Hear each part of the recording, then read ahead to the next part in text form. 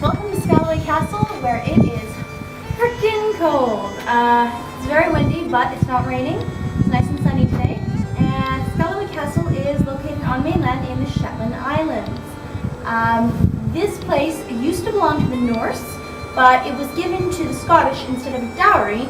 And at the time, they intended to just buy it back later, kind of like we can't afford a dowry now, but we'll pay you back. Unfortunately, the Scottish, they weren't having any of that. They decided that they'd just rather keep the land. And many years later, when they found oil, well, I think we know who's going to hold on to the Shetland Islands. I have seen some magnificent birds, all of them lined up on the cliffs. If I'd been here about a month earlier, I could have seen puffins and all kinds of seabirds. But as it was, I saw the divers, and it's amazing. Those things will hit the water at 60 miles an hour. And they don't hurt themselves, they can handle the pressure. It's insane. As for the castle, it was owned by an earl who got a nasty reputation. Thing is, yeah, he wasn't the best guy, but the people he pissed off were not the locals.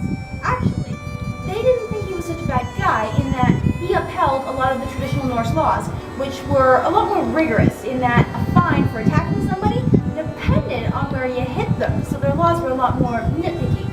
The landowners, however, didn't like him so much because he wanted to live an extravagant lifestyle and put the pressure on them to fund it. So needless to say, not too popular with his other landowners, and as he inherited a bunch of debt and wanted to live extravagantly, that didn't work out so well. Eventually, the pressure got too great, and the landowners complained and complained. The king was on his side for a while, but eventually the king's like, dude, enough is enough.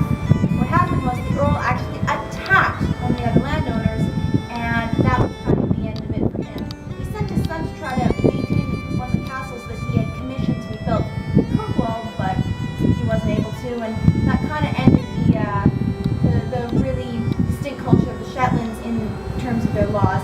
They got a lot more Scottish rule imposed when the new earl came in.